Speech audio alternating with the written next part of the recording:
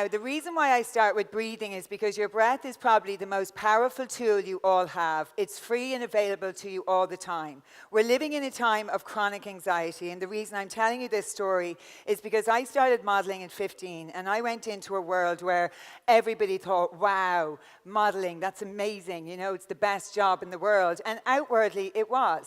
And every time I was looking for happiness, it was like this elusive happiness that kept slipping through my fingers. And I was like, the next boyfriend I get, that's going to make me happy. The next big job I get, that's going to make me happy. And my happiness was always placed in when I get, when I become, and when I have. And I never ever looked inwards because I didn't realize that there was anything there. So I was medicated very young for mental health issues for both depression and anxiety. And when I had side effects of the medication, they put me on more medication. And in my industry, I was very unlucky to be able to go to parties every night of the week, because also what I did was self-medicate with drink and drugs. So this spanned 20 years of a cycle of mental health and addiction problems. When I came home from New York for a week, after separating from my boyfriend of 7 years, and I went to the doctor because I wasn't feeling well, and he said, "You're pregnant." So that day, I thought that my life was over. Little did I know that that day was the catalyst for the greatest change my life has ever seen. I stand in front of you today, completely medication-free, sober for the last few years, and a mom to the best boy that I have ever imagined. Addiction is a family disease. It's not just the person that's struggling with it. And my family were pretty excited that I would speak out about it, because my mom was like, if she speaks out about it, it means that she probably won't drink again. And if you want to be lonely in Ireland, get sober. That's the reality of where we are in Ireland with our view on drink and drugs and how we're dealing with problems. And I'm standing on this stage because I was your age and I was struggling, saying there is another way. As I started my journey with meditation about 20 years ago. And it is the greatest tool that has kept me sane and sober for the last few years. There's an old proverb: if there is no enemy within, the enemy outside us can't hurt us.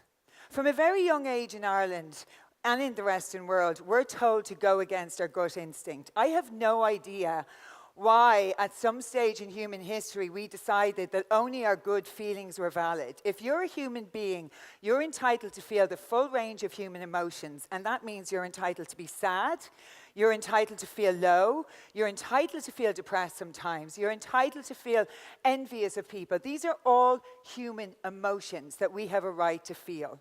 It's important that we feel the whole range of who we are. And meditation for me is not about fixing yourself, and it's not about trying to get to this inner state of bliss. It's about sitting with what is in the moment. I believe every single person in this room, if you want to cope with the demands of what is going on outside, you need to first of all look within. Rick Hansen coined the phrase, our brains are like Velcro for negative experiences and Teflon for positive ones. And that means that there is something called the negativity bias. And your brain will always look for the negative in any situation unless you train it to do otherwise. In other words, happiness is a choice, and it's your responsibility to make yourself happy. So how do we do this? We go within. So we need to get quiet. We need to listen to our inner guidance system that is always speaking to us. This inner guidance system is there. It's screaming at you. It's telling you what's right and what's wrong. My entire life, I always outsourced my power to doctors and teachers and anybody who would take it. And it wasn't until I took my power back and I took control for my life and I stopped becoming a victim. And I put people through hell because I didn't take responsibility for who I was, the choices I made, and where I was going.